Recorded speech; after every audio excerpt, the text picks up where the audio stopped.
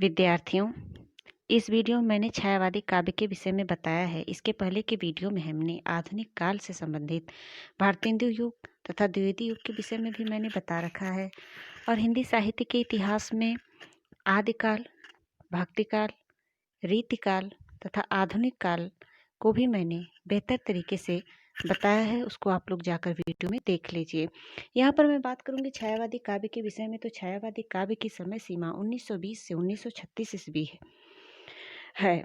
इससे पहले जो मैंने द्विवेदी युग की अभी चर्चा की है, तो द्विवेदी युग का जो समय रहा है, टाइम पीरियड रहा है, तो 1900 से 1920 रहा है। और वहीं 20 के जस्ट बाद छायावादी काव्य आ जाता है, तो 1920 से 36 यानी 1920 से 1936 तक छायावादी काव्य का समय रहा है। देखिए भारतेंदु युग, ठीक है, भारतेंदु युग जो है 1857 से,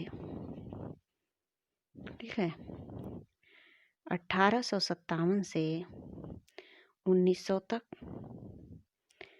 और द्विवेदी युग 1900 से 1920 तक, और 1920 से 1936 तक छायावादी काल का समय रहा है। तो यहाँ पर छायावादी काव्य के विषय में मैंने आप लोगों को बताया इसकी समय सीमा से क्वेश्चन पूछा जाता है। द्विवेदी युग के समय सीमा भी हमने बता दी। छायावादी का जन्म द्विवेदी युगीन स्थूलता एवं इतिवृत्तात्मकता के विरोध में हुआ है। डॉक्टर नागेंद्र के अनुसार, देखिए डॉक्टर नागेंद्र का कहना है कि छायावाद स्थूल के प्रति सूक्ष्म का विद्रोह है। ये पूछ सकता है कि छायावाद स्थूल के प्रति सूक्ष्म का विद्रोह है, यह किसने कहा है, यह किसका कथन है। इस प्रकार से कोटेशन आते हैं ना, एग्जाम में पूछे जा सकते हैं। और छायावाद में 4 कवि मुख्य रहते हैं, और जिसमें प्रसाद, पंत, निराला और महादेवी वर्मा ये छायावादी युग के कवि हैं ये लोग। ठीक, आगे देखिए। छायावादी युग का गौरव ग्रंथ कामायनी है। कामायनी जयशंकर प्रसाद जी द्वारा रचित एक महाकाव्य है। कामायनी का प्रकाशन वर्ष, देखिए अक्सर जो है प्रकाशन वर्ष भी पूछा जाता है एग्जाम में। कामायनी में 15 सर्ग हैं। कामायनी कथा प्रधान महाकाव्य न होकर भाव प्रधान है, क्योंकि भावनाओं पर आधारित है। देखिए जयशंकर प्रसाद की काव्य कृतियों के नाम कामायनी, आंसू, झरना और लहर है। आंसू प्रसाद जी द्वारा रचित वियोग श्रृंगार है। आंसू के कुछ पार्ट आप लोग देखे होंगे इंटरमीडिएट या फिर बीए के बुकों में, यदि हिंदी विषय लिए होंगे। वैसे तो टीजीटी पीजीटी यदि हिंदी से कर रहे हैं तो हिंदी विषय रहा होगा और आप लोगों को इसके विषय में जानकारी होगी, और इससे संबंधित बहुत सारे क्वेश्चन पूछे जाते हैं। जैसे आंसू किसकी रचना है, या फिर कामायनी किसकी रचना है, या जयशंकर प्रसाद की मुख्य काव्य कृतियों में कौन कौन से आएंगे। जैसे कामायनी, आंसू, झरना, और एक और अलग से दे दिया निर्जा दे दिया, तो निर्जा, निहार, यामा, ये सब महादेवी वर्मा की रचना है। आगे देखिए कामायनी के 3 प्रमुख पात्र हैं। श्रद्धा मनु तो इसमें मुख्य है, ईड़ा बाद में आती हैं। ईड़ा एक अप्सरा होती हैं, और इसमें कामायनी में मुख्य 3 पात्र ही हैं, जिसमें मनु को मन, श्रद्धा को हृदय और ईड़ा को बुद्धि का प्रतीक मानकर ये कामायनी की रचना की गई है। आगे देखिए कामायनी का पहला सर्ग चिंता और अंतिम सर्ग आनंद है। पूछा जाता है कामायनी का पहला सर्ग क्या है, कौन सा है, तो चिंता है, और अंतिम सर्ग आनंद है। आचार्य रामचंद्र शुक्ल ने मुकुटधर पांडे को छायावाद का जनक माना है। मुकुटधर पांडे से संबंधित क्वेश्चन पूछ सकता है। देखिए जो भी मुख्य पॉइंट्स हैं और जो एग्जाम में अक्सर पूछा जाता है, मैं उन्हीं पॉइंट्स को लेकर आई हूँ, अतः आप लोग ध्यानपूर्वक लास्ट तक देखिए। आगे देखिए छायावाद की एक प्रमुख प्रवृत्ति रहस्यवाद है। इस बात को ध्यान में रखिएगा। छायावाद की प्रमुख प्रवृत्ति रहस्यवाद है। पंत प्रकृति के सुकुमार कवि कहे जाते हैं। ये बहुत बार एग्जाम में पूछा जा चुका है कि प्रकृति के सुकुमार कवि किसे कहा जाता है। तो पंत जी को कहा जाता है, सुमित्रानंदन पंत। पंत को कोमल कल्पना का कवि कहा जाता है। इन्होंने प्रकृति वर्णन बहुत बेहतर किया है। आगे देखें, पंत काव्य का क्रमिक विकास 4 चरणों में हुआ है। छायावादी काव्य, प्रगतिवादी काव्य, अंतश्चेतनावादी काव्य और नव मानवतावादी काव्य। ये क्या है? यह पंत काव्य के विकास के विषय में बताया जा रहा है। आगे देखिए, पल्लव, गुंजन, वीणा, ग्रंथि, ये रचनाओं के नाम हैं। पंत की छायावादी रचनाएं हैं। देखिए ये चारों जो है इनसे क्वेश्चन बनते हैं। पल्लव, गुंजन, वीणा और ग्रंथि, ये पंत की छायावादी रचनाएं हैं। चिदंबरा पर पंत को ज्ञानपीठ पुरस्कार मिला है। इसको तो एकदम अपने दिमाग में बिठा लीजिए।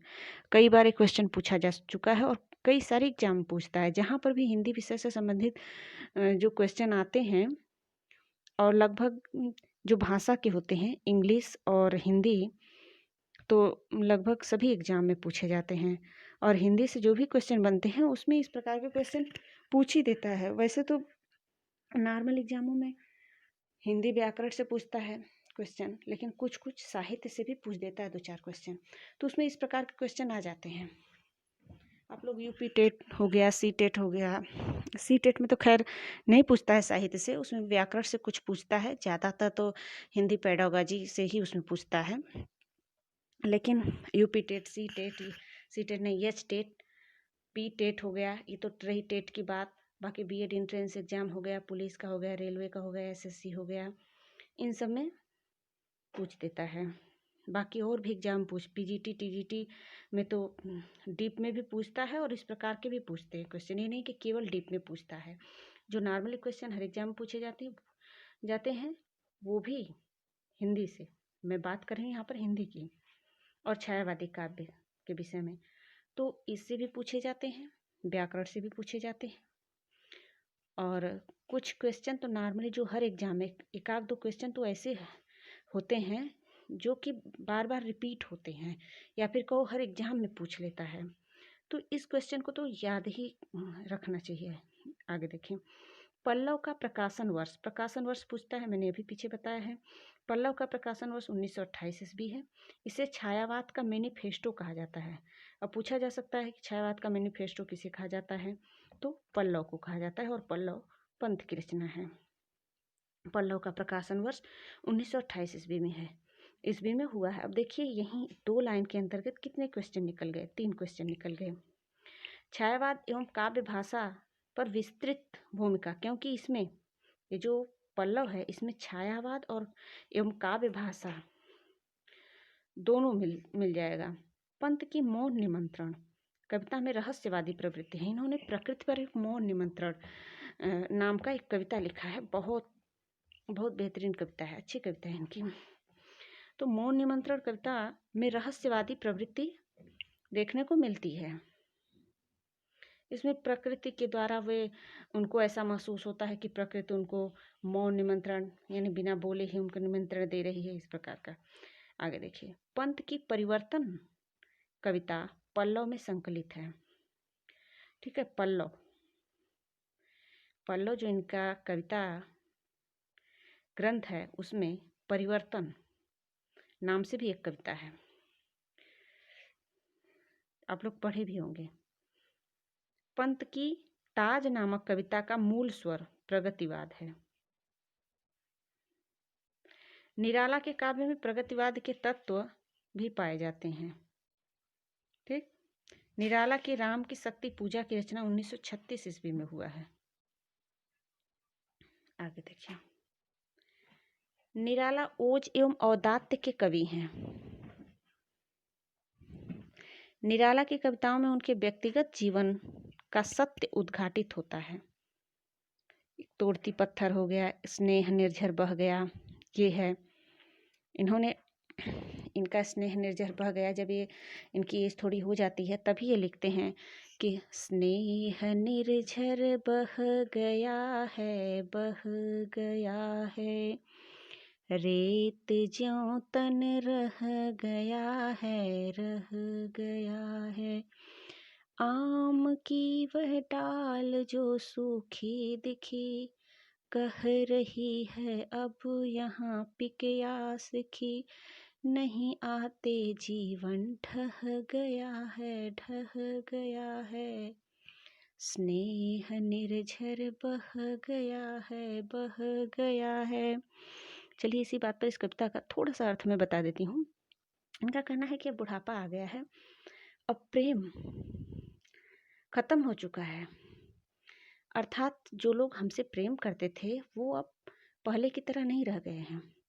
जिस प्रकार से निर्झरड़ी अर्थात झरना बह जाए, उसमें केवल रेत बचता है, तो वहाँ पर पिक या शिखी, शिखी अर्थात मोर, पिक कोयल, कोयल और मोर ये सब अब नहीं आएंगे। क्या करने आएंगे वहाँ पर? स्नेह जो निर्झरड़ी है यानी पानी का जब स्रोत ही खत्म हो चुका है, तो वहाँ पर केवल रेत बचा है, तो वो सब नहीं आते। आम की डाल भी सूख चुकी है, सूखी दिख रही है। उसी प्रकार से वृद्धावस्था में शरीर जर्जर हो चुका होता है, सूख चुका होता है, और उसको पहले की तरह कोई प्रेम करने वाला नहीं रह जाता है। इस प्रकार से उन्होंने बताया है। इनके बहुत सारी कविताएं भावनात्मक मार्मिक कविताएं भी हैं, जो कि पढ़ेंगे। जैसे तोड़ती पत्थर, वह तोड़ती पत्थर, इसको भी आप देखेंगे तो एक मजदूरन पर बहुत अच्छा वर्णन इन्होंने किया है। तो इनकी बहुत सारी कविताएं व्यक्तिगत जीवन के सत्य को, इन्होंने अपने जीवन बहुत संघर्ष देखा है और जीवन भर बहुत ही दुखी रहे हैं, समझ लीजिए। छोटे थे तो उनके माँ बाप की मृत्यु हो गई, बड़े हुए तो पत्नी की मृत्यु हो गई, जब शादी हुआ तो पत्नी की मृत्यु हो गई। फिर इनकी सरोज नाम की एक लड़की रहती है, इनकी एक लड़की एक लड़का रहता है। लड़की का नाम सरोज होता है, सरोज की मृत्यु हो जाती है, जिस पर इन्होंने सरोज स्मृति नाम की एक बहुत बेहतरीन कविता लिखी है। तो ये सब इनकी कविताएं हैं। देखिए, सरोज स्मृति का नाम भी इसमें आया है। निराला की प्रमुख कृतियां हैं अनामिका, परिमल, अपरा, गीतिका, तुलसीदास, सरोज स्मृति, ये सब इनकी रचनाएं हैं। सरोज स्मृति पुत्री के निधन पर निराला द्वारा लिखा गया एक शोक गीत है। कहते हैं मैं धन्य मैं पिता निरर्थक। यहाँ पर निरर्थक शब्द का इनका ये होता है कि एक तो एक अर्थहीन होते हैं, अपनी पुत्री को उतना सुख सुविधा नहीं दे पाते हैं। दूसरे